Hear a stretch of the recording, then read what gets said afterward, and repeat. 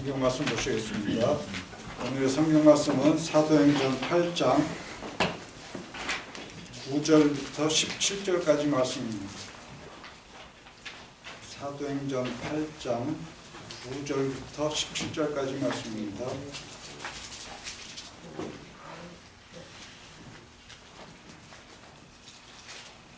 찾으셨으면 우리 다 같이 한 목소리로 읽겠습니다. 시작. 그 성에 시몬이라는 사람이 전부터 있어 마술을 행하여 사마리아 백성을 놀라게 하며 자칭 큰 자라니 낮은 사람부터 높은 사람까지 다 청종하여 가로되 이 사람은 크다 일컫는 하나님의 능력이라 하더라.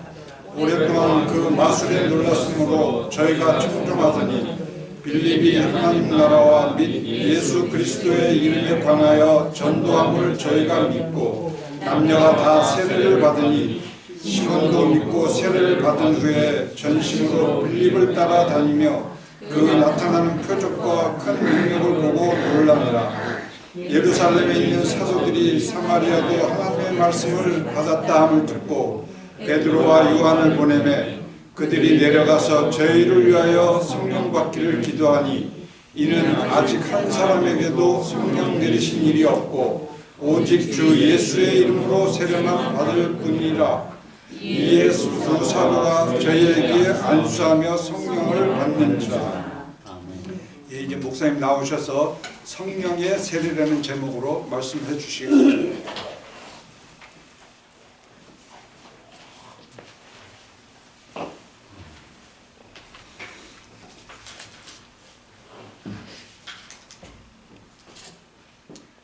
성령의 세례 사도행전 8장 9절에서 17절 말씀입니다. 아주 중요한 그러한 주제입니다. 요즘 부흥하는 교회들은 대부분 성령 운동하는 교회이고요.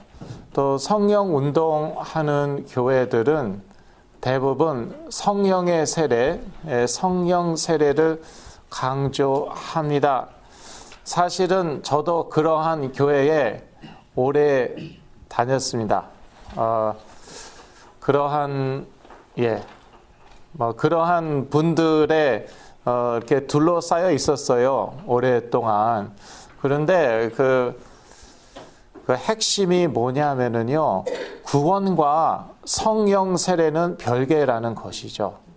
그러한 성령 운동하는 교회들 대부분 그 핵심이 뭐냐 하면은 구원과 성령 세례는 별개이기 때문에 구원 받은 다음에 성령 세례를 따로 받아야 된다는 것입니다. 그런데 성경에 아무리 봐도 그것은 맞지가 않아요. 저도 성경하고 맞지가 않는데 저는 그렇게 오랫동안 믿었습니다. 왜냐하면은 제가 19살 때 뭔가 체험을 했어요. 체험했는데 그 다음부터 제 삶 가운데에서 기적이 일어나고 제가 그렇게 기쁨이 충만하고 제 삶이 바뀌었거든요. 그래서 오랫동안 저도 그렇게 생각을 했습니다. 그러면 그 이전에 나 19살 그 이전에 내가 구원을 못 받은 것인가? 구원은 받았는데 그런데 내가 성령 세례를 받아서 그렇게 내 삶 가운데 막 기적이 일어나고 내가 그렇게 무슨 기쁨 충만하였구나 그렇게 이해를 했는데, 그런데 제가 이제 깨달은 것은 그게 아니라는 것이죠. 일단 말씀으로 확인하겠습니다. 사도행전 2장 38절 다 같이 읽으시겠습니다. 베드로가 가로되 너희가 회개하여 각각 예수 그리스도의 이름으로 세례를 받고 죄사함을 얻으라. 그러하면 성령을 선물로 받으리니. 성령을 선물로 받는 방법, 성령 세례를 받는 방법 베드로가 얘기하고 있습니다. 뭐라고 그럽니까? 너네들도 우리처럼 오순절 날에 마가 다락방에 다 같이 모여 있어야지 성령 세례 받아. 그런 말 안 했습니다. 비록 베드로와 제자들은 그렇게 성령 세례를 받았습니다. 이미 예수 그리스도는 믿었습니다. 그런데 예수님 명령 따라서 예루살렘 떠나지 말고 마가 다락방에서 모여갖고 계속 기도하며 교제하며 성령 세례 받기를 기도했고 오순절 날에 그런 성령 세례를 받았습니다. 그러나 다른 일반 신자들은 그렇게 성령 세례 받는 게 아니라는 것이죠. 그럼 어떻게 받습니까? 저희가 읽었듯이 회개하고 예수 그리스도의 이름으로 세례 받고 죄 사함을 받는 것입니다. 그러면은 성령을 선물로 받는다. 성령 세례를 받는다고 얘기했습니다. 물론 여기에 이제 몇 가지 질문이 생기죠. 첫째는 그러면 세례가 필수 조건인가?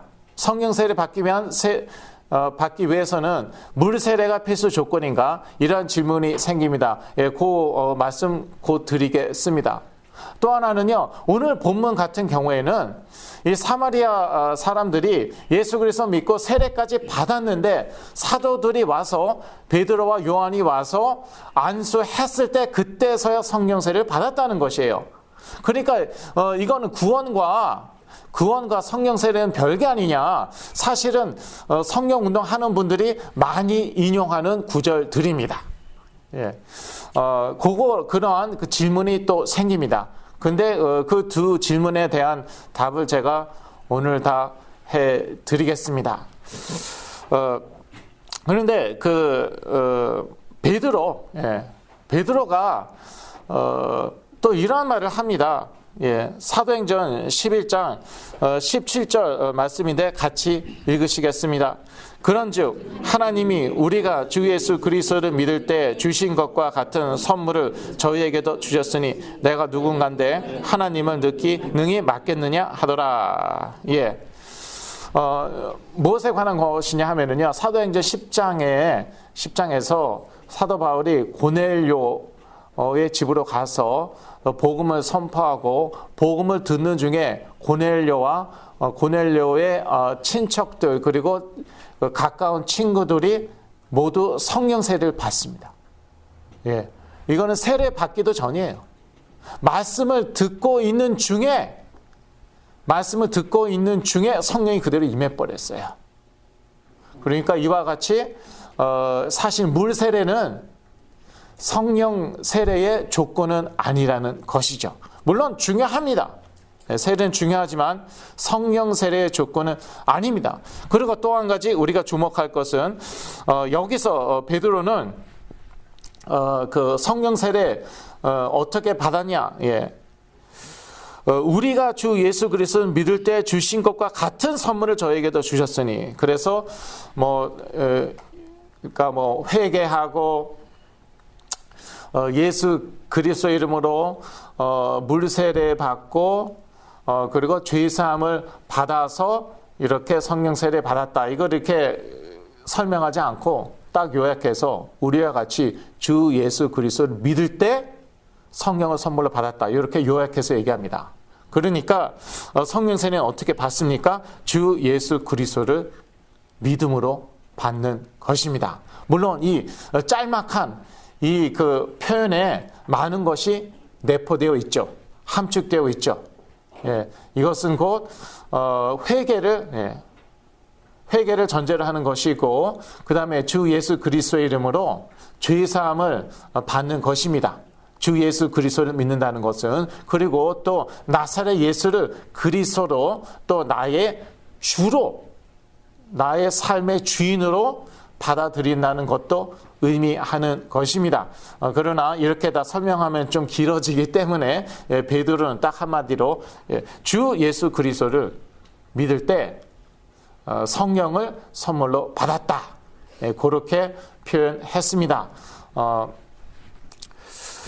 그래서 아까 말씀드렸듯이요, 물 세례는 성령 세례의 조건이 아니라는 것입니다. 사도행전 2장 1절에도 보면은 아까 말씀드렸지만 마가 다락방에 제자들이 모였어요. 한 120명 정도 모였죠. 그런데 이들이요 하나님의 명령에 예수 그리스도의 명령에 순종하여서 거기서 계속 성령의 세례를 기다렸고 그랬을 때 성령의 세례를 받았습니다. 예. 그래서 이게 뭐 좋은 예인지는 모르겠는데 근데 이게 그 물 세례가 꼭 성령 세례 조건은 아니고요. 또 다른 예를 들어보자면은 사도행전 9장 17절에 아나니아가 사도 바울에게 안수하니까 사도 바울이 이제 눈이 멀었었잖아요. 이때 당시 사도 바울의 눈이 떠지게 됩니다. 그리고 성령으로 충만하게 됩니다. 이때 성령 받은 거예요. 아직 세례 받지도 않았습니다. 그리고 바로 그 다음 구절에 사도 바울이 세례 받는 것으로 나옵니다. 그러니까 이 물 세례는 성령 세례의 조건이 아니라는 것이에요. 그래서 뭐 얘는 뭐 더 있습니다. 11장 15절도 마찬가지죠. 아까 이미 말씀드렸죠. 고넬료와 그 친척들과 그 다음에 가까운 친구들이 다 한 군데 모여서 고넬료의 집에 모여서 베드로가 선포한 복음을 들었는데 그때 성령이 임하였어요. 그러니까 들으면서 믿었겠죠. 사실 이 사람들이요 예수 그리스도와 동시대 사람들입니다. 예수 그리스도와 동시대 사람들이고 그리고 율법을 알고 또 하나님을 믿는 사람들이었어요. 그러니까 사실은 뭐 생판 아무것도 모르는 사람들이 아니었다는 말씀입니다. 그런데 베드로가 복음을 선포할 때 들으면서 그대로 믿었겠죠. 그러니까 들으면서 그대로 성령이 임한 거예요. 이때 세례 안 받았을 때였습니다. 그래서 이 물 세례는 성령 세례의 조건은 아니지만 그러나 중요하죠. 그래서 저희 교회에서도 세례식을 작년에 가졌고 그리고 세례는 중요시 여겨야 됩니다. 사실 이 물 세례는 성령 세례를 상징하는 것이에요. 이것도 제가 곧 또 말씀드리겠습니다. 성령 세례의 의미는 무엇인가? 그것은 그리스도와 합하여 세례를 받는 것입니다. 로마서 6장 3절에서 4절인데요. 사실 이 구절은 물 세례를 말하는 것인데 성령 세례도 동일합니다. 동일한 의미를 가지고 있습니다. 같이 읽으시겠습니다. 무릇 그리스도 예수와 합하여 세례를 받은 우리는 그의 죽으심과 합하여 세례 받은 줄을 알지 못하느냐.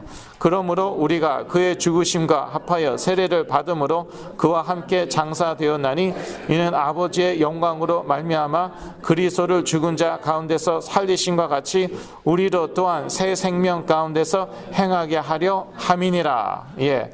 그래서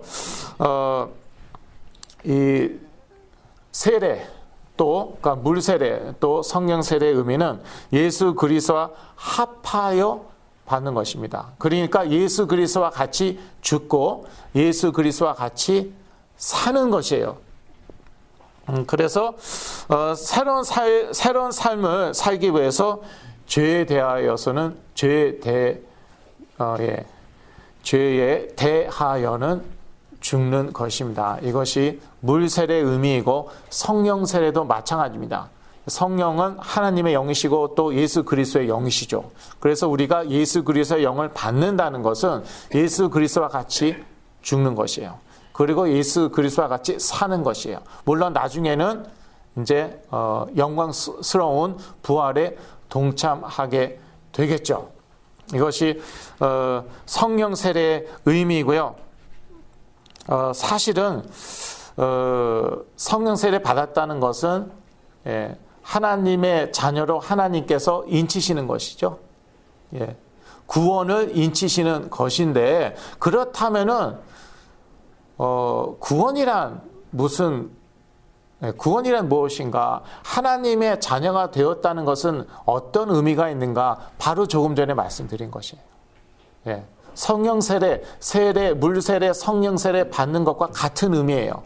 그게 곧 구원과 하나님의 자녀가 됐다는 것인데, 하나님의 자녀가 됐다는 것은 우리가 죄에 대해서는 죽고 또 의에 대해서는 산다는 것이죠. 그리스도와 함께 같이 죽고 그리스도와 함께 같이 살고 이제 새 생명을 얻었고 이제는 그 하나님의 자녀에 합당한 그러한 삶을, 새로운 삶을 산다는 것이죠. 물론 저희가 부족하죠.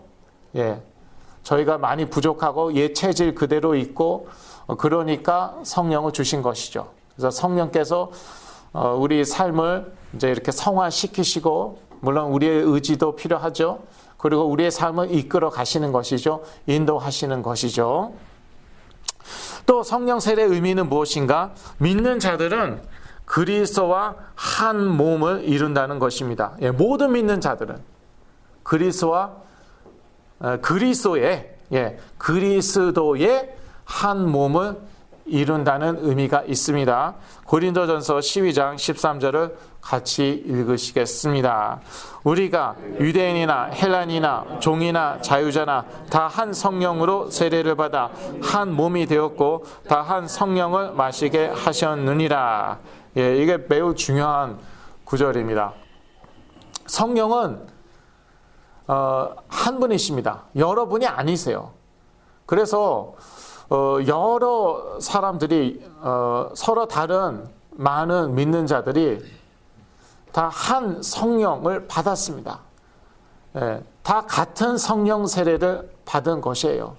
이 의미는 저희가 믿는 자들이 서로 다 다르지만 그러나 우리가 하나의 한 그리스도의 몸을 구성한다는 것입니다. 예, 한 그리스도의 몸을 이룬다는 것입니다. 이것이 매우 중요합니다. 이 이유 때문에 믿는 사마리아인들에게 베드로와 요한이 가서 안수했을 때 성령이 임한 것입니다.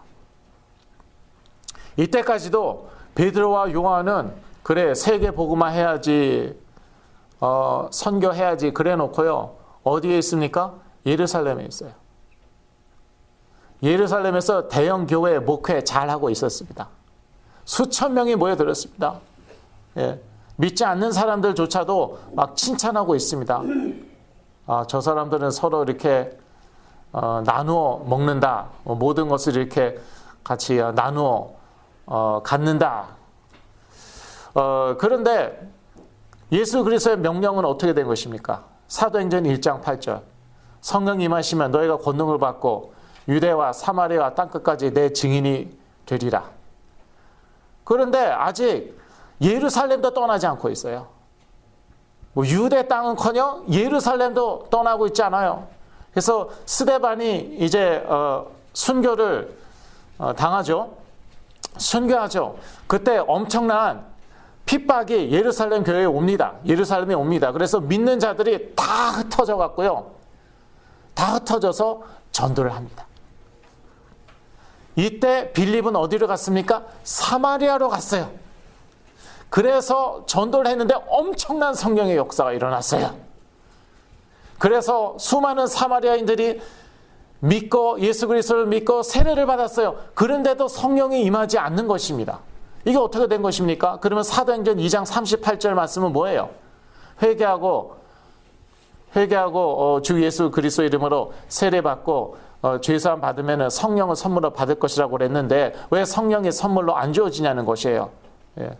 성령 세례 받는다는 것은 모든 믿는 자들이 유태인이건 사마리아인이건 한 그리스도의 몸이 된다는 의미가 있는 것이에요. 그런데 아직 이 사실을 마음으로부터 받아들일 준비가 되어 있지 않는 거예요. 특히 사도들이.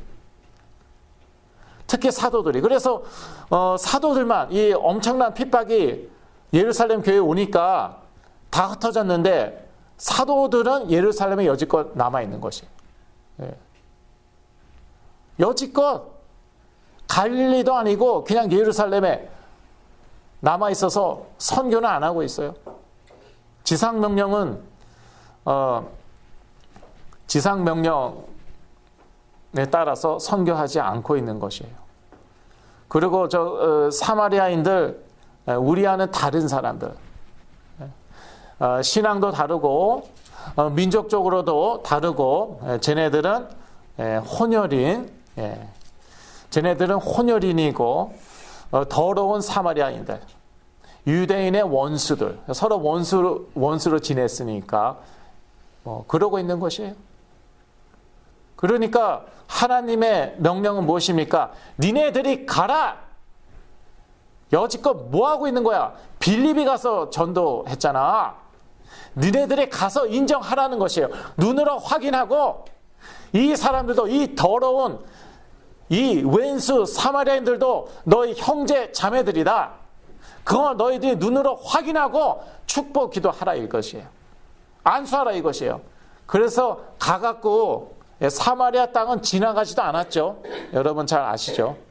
예수님은 일부러 지나가셨어요. 사마리아 땅을. 유대인들은 일부러 피해서 돌아갔어요. 그래, 너네들이 얘기하는 그 더러운 사마리아 땅을 밟으라는 것입니다. 그래서 추한 사마리아인들에게 손을 대라는 것이에요. 손도 안 댔겠죠. 손을 대라는 것이에요. 축복하라는 것이에요. 눈으로 확인하고, 너네들의 형제 자매라는 것 확인하고 축복하라는 것이요. 그럴 때 성령이 임했어요. 그래서 그들이 예수 그리스도의 한 몸임을 하나님께서 확인해 주신 것입니다. 그런데 이렇게 성령께서 역사하셨음에도 불구하고 선교 안 합니다. 고넬료 에게 베드로가 가서 복음을 전하는데 그것 때문에 얼마나 욕을 먹었는데요. 사도행전 11장에 나와 있죠. 엄청나게 욕을 먹습니다. 그래서 쉽게 얘기해서 이제 종교 재판에 회부됩니다. 예, 그렇게 나와 있지는 않아요. 근데 제가 각색을 했어요. 예, 종교 재판에 베드로가 회부돼요. 네가 어떻게 더러운 이방인들하고 같이 식사하고 교제를 했느냐? 예. 그래서 엄청나게 욕을 먹어요. 그래서 이제 11장에 이제 베드로가 설명하는 것이죠. 먼저 하나님께서 이제 천사 보내셔갖고 고넬료에게 말씀하시고, 그래서 고넬료가 이제 사자를 보내갖고, 사자라는 게 이제 메신저죠. 나한테 보내갖고 나로 하여금 이제 고넬료 집에 가게 하시는데 그 전에 나에게도 말씀하셨다. 그래서 내가 나도 사실은 너희와 같은 생각이어갖고 가지 않았을 터인데 하나님께서 먼저 나에게 말씀하셔갖고 내가 거기에 응해서, 그 초청에 응해서 고넬료의 집에 가갖고 복음을 전하는데, 복음을 전하고 있는 중에 그대로 성령이 임하시더라. 그러면 성령이 임하셨다는 것은 우리가 같은 그리스도의 몸이 되었다는 것인데, 근데 그건 뭐 내가 어떻게 할 수 있는 것이 아니지 않느냐. 그게 이제 몇 절 말씀입니까? 사도행전 11장 17절 말씀이죠. 아까 안 읽었나요? 같이 읽으시겠습니다. 그런즉 하나님이 우리가 주 예수 그리스도를 믿을 때 주신 것과 같은 선물을 저희에게도 주셨으니 내가 누군가인데 하나님을 능히 맡겠느냐 하더라. 예, 아까 읽었네요. 그러니까 이거는 내 잘못 아니야. It's not my fault. 내가 뭐 성령 세례 주고 싶어서 줬냐? 나는 그냥 명령에 순종하여 가갖고 말씀 전하는데, 그런데 하나님께서 우리와 똑같이 믿는 자들에게, 물론 이방인들이었지만 믿는 자들에게 성령을 선물로 주신 것이다. 이렇게 얘기했습니다. 그래갖고 그래서 베드로는 무죄로 풀려나게 됩니다. 이것 역시 제가 각색한 것입니다. 그러니까 할 말이 없는 거예요. 예루살렘에 이 신자들이, 다른 사도들이 할 말이 없는 거예요. 그러면은 하나님께서 이방인들에게도 구원의 그 은혜를 베푸시는가 보다. 이렇게 구원을 베푸시는가 보다. 그렇게 결론을 내리고 그냥 넘어갑니다. 그러니까 정말 이 무서운 것입니다. 이 선민 사상, 이게 무서운 것이에요. 예, 선민 사상. 우리는 선택받은 민족이다. 이 유태인의 이 선민 사상은요, 정말 무서운 것이에요. 정말 죽었다 깨어나도 사실 안 바뀌는 것인데 하나님께서 이렇게 바꿔가고 계십니다. 그래서 이러한 이유로 이렇게 성령 세례가 지체됐다는 것이에요. 이 유대인들이, 특히 사도들이 생각이 안 바뀌는 것이에요. 예. 사마리아인들이 성령을 받았는데도 고넬료가 성령 받는 거에, 이제 고넬료는 이방인이었죠. 예. 고넬료가 성령 받는 것에 대해서 반대하는 것이에요. 그래서 말이 안 되는데, 뭐 성령 받는 걸 반대할 수가 있습니까?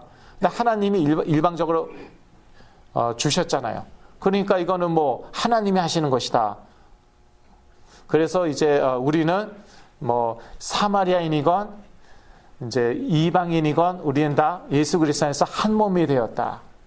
이거를 깨달지 못하고 인정하지 못하니까 성령께서 사마리아인들에게 오시는 것을 이제 지체하신 것이죠. 일부러. 성령은요, 인격이십니다. 그래서 무슨 보이지 않는 힘이 아니시잖아요. 그러니까 다 생각하시고 판단하시고 거기에 따라서 행하시는 것이에요. 기계가 아니십니다. 그래서 아무리 뭐 사도들이 돌아다니면서 안수 기도해봐요. 성령이 임합니까? 아니에요. 이러한 방법으로 성령 받은 사람들은 많지 않습니다. 예. 그 중에 한 사람이 사도 바울이죠. 예, 사도 바울도 사도 바울하고 사마리아인들은 조금 또 다르겠지만 사도 바울도 이렇게 아나니아가 안수할 때 그때 성령 받았죠. 그리고 성령 충만을 받았죠. 그래서 안수해서 성령 받은 사람들은 많지는 않아요. 그리고 이것은 일반적인 방법이 아니에요. 그런데 성령께서는 인격이시기 때문에 그렇게 기계적으로 임하시지 않는다는 것이에요. 너네가 물 세례 받았으니까 내가 무조건 성령 내가 임하겠다 그러시지 않아요. 뭐 능력 있는 주의 종이 안수했으니까 내가 무조건 성령 세례 베풀고 은사를 베풀겠다 그러시지 않아요. 예. 다 생각이 인격이시기 때문에 다 생각하시고 다 판단하시고 거기에 따라서 또 역사하시는 것이에요. 예. 성령 세례도 베푸시고 은사도 주시고 그러는 것입니다. 그리고 이제 성령 충만, 성령 세례에 대해서 여지껏 얘기를 했는데 이 성령 충만에 대해서도 참 많은 관심이 있죠. 특히 성령 운동하는 교회들. 그런데 성령 세례와 성령 충만은 별개입니다. 그것은 저희도 다 아는 바이죠. 물론 성령 세례 받는 순간에 성령 충만함을 받은 사람들이 있었어요. 그게 오순절 날에 성령을 받은 제자들이었고 그게 바로 사도 바울이었죠.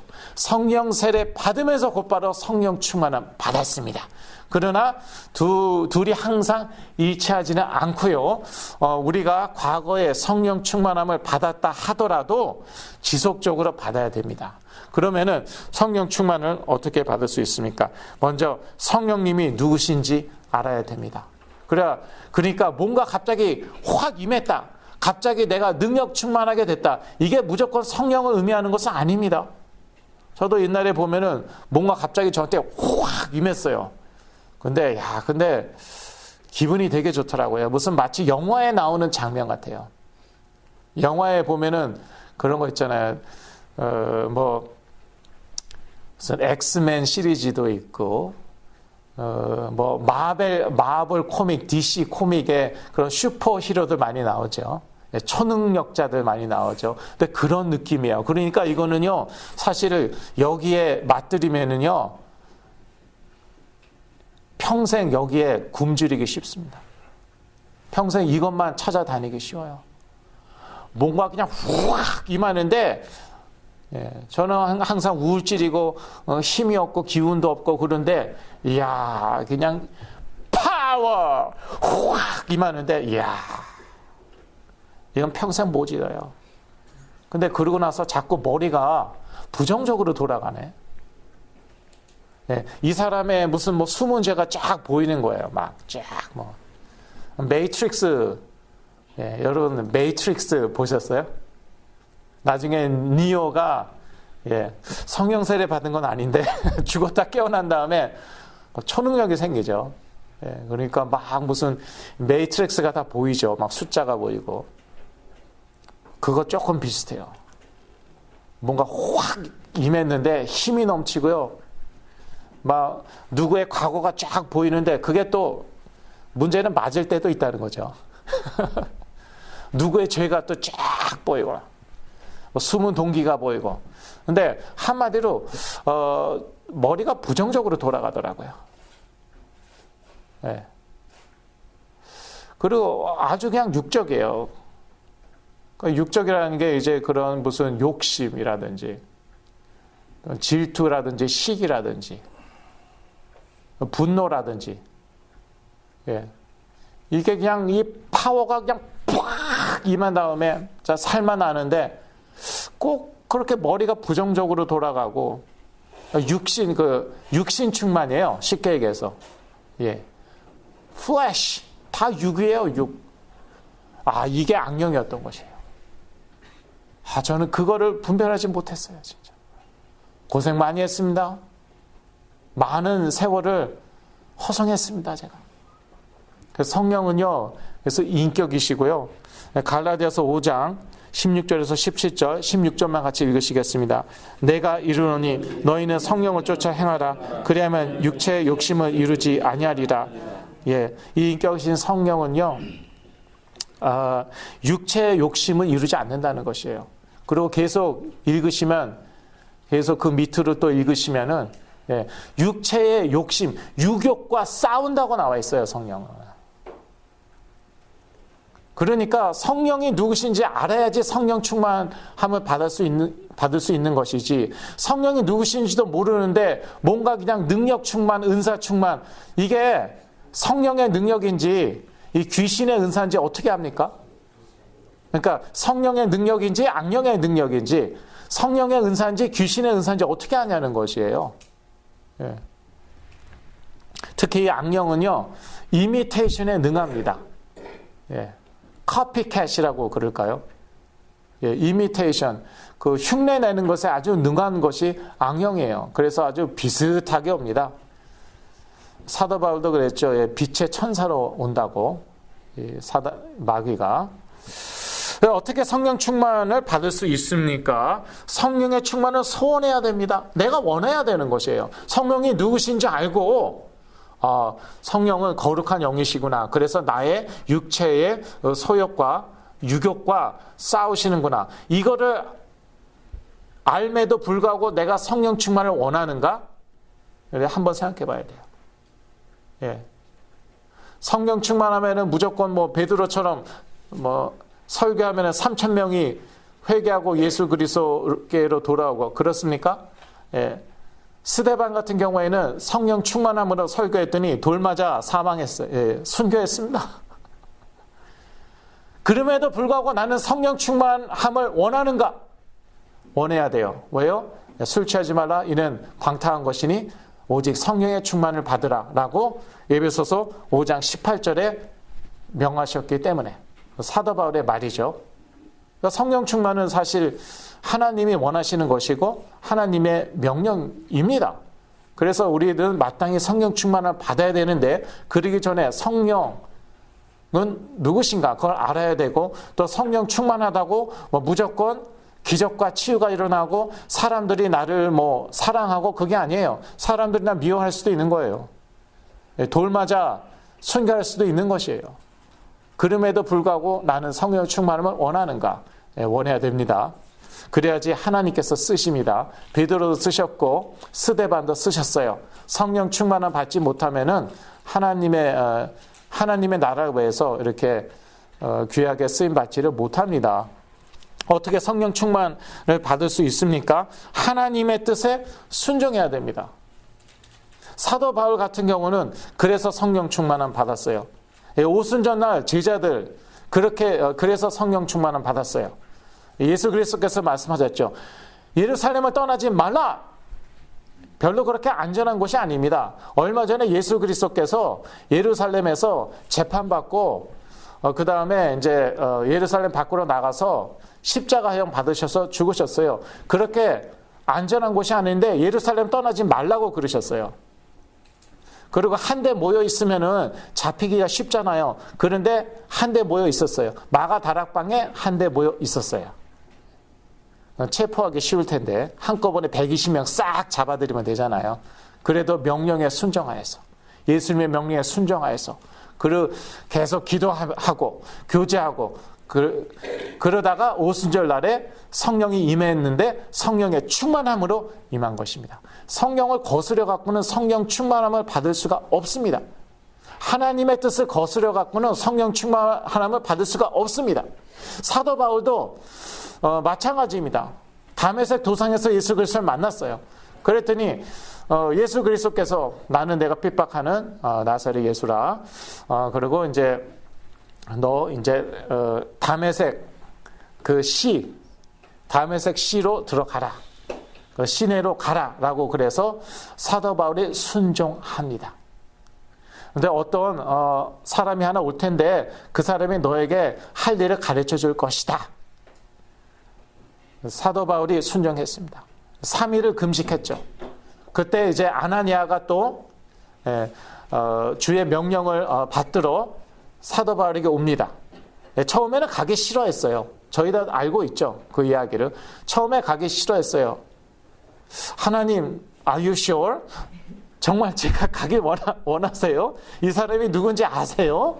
그런데 내가 너보다 더 잘 알아. 이 사람의 미래까지 내가 알아. 이 사람 이방인 선교에 쓰임 받을 사람이야. 그리고 이 사람 앞으로 엄청나게 고생할 사람이야. 그러니까 가서 기도해줘. 말씀에 순종했습니다. 그래서 가서 안수해 주니까 눈에 비늘 같은 것이 떨어지면서 다시 보게 되죠. 사도 바울이. 그리고 성령 세례 받고 성령의 충만함을 받습니다. 그리고 그 다음에야 물 세례는 그 다음에야 받습니다. 그렇게 나와 있습니다. 그래서 하나님의 뜻에 순종할 때에 성령의 충만함을 받는 것입니다. 하나님의 뜻을 거스르고 성령의 뜻을 거스르고 그래서는 성령의 충만함을 받을 수가 없습니다. 결론입니다. 성령 충만을 받으면 우리는 능력, 사랑, 그리고 절제하는 마음으로 충만합니다. 디모데후서 1장 7절을 같이 읽으시겠습니다. 하나님이 우리에게 주신 것은 두려워하는 마음이 아니요 오직 능력과 사랑과 절제하는 마음이니. 최근 NIV 버전 보시면은요, 영어 성경 보시면은 이렇게 나와 있습니다. 하나님이 우리에게 주신 것은 두려워하는 마음이 아니라 오직 능력과 사랑 성령이라고 죄송합니다. 성령 님이 주시는 것은 그렇게 나와 있어요. 여러분 영어 성경도 나와 있어요. 여러분 주보에 한번 보세요. 2 Timothy 1:7. 같이 읽을까요? For the Spirit God gave us does not make us timid, but give us power, love, and self-discipline. 하나님이 주신 성령은 우리를 소심하게 하지 않고, 성령은 우리 어떻게 한다고요? 능력과 사랑과 절제하는 마음을 주신다는 것이에요. 그러니까 성령 충만하면 어떻습니까? 능력 충만합니다. 사랑 충만합니다. 또 절제 충만합니다. 그래서 내가 성령 충만한가 아닌가? 그 기준은 내 느낌이 아니에요. 막 온몸이 그냥 전기로 찌릿찌릿합니다. 뭐가 그냥 확 임했는데 막 힘이 항상 축 처지고 우울하고 기운도 없고 그랬는데 막 힘이 솟아 넘치고 그게 성령 충만의 기준이 아니라 능력, 그 다음에 사랑, 그 다음에 절제입니다. 특히 절제. 절제가 되어야 돼요. 그게 성령 충만의 그러한 증거이고요. 또 이 성령 충만 지속적으로 받아야 됩니다. 보니까 예루살렘 교회에서 7 집사를 세웠는데 그 중에 니골라라는 사람이 있었어요.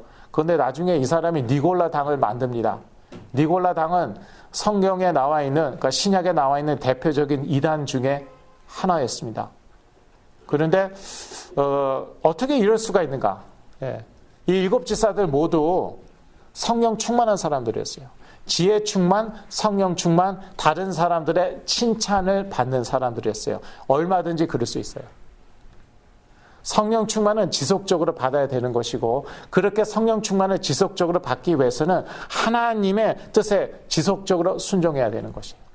하나님과 성령의 뜻에 지속적으로 순종해야지, 어느 기간 동안 그랬다. 그럼 그 기간은 성령 충만하죠. 나중에 교만해졌다.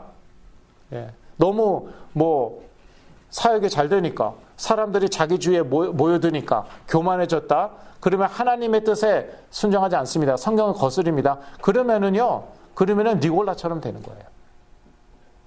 그래서 한때 하나님이 귀하게 쓰던 주의 종들, 얼마든지 타락할 수 있습니다. 저도 정신을 바짝 차려야겠습니다. 설교의 결론이 좀 이상하네요. 그게 결론입니까? 성령 충만 받으면은, 그러니까 저희들은요, 능력, 사랑, 그리고 절제하는 마음으로 충만하다는 것입니다. 한국에서도 지금 같이 메시지 듣고 있는데, 참 감사합니다. 성령 충만 받으시길 기도합니다. 기도하겠습니다. 하나님 아버지, 예수 그리스도의 이름으로 성령의 세례 베푸심으로 인하여 참으로 감사하며, 또 성령 충만함 지속적으로 받아서 하나님의 나라 위에서 귀한 쓰임 받게 해 주시옵소서. 예수 그리스도의 이름으로 기도했습니다. 아멘.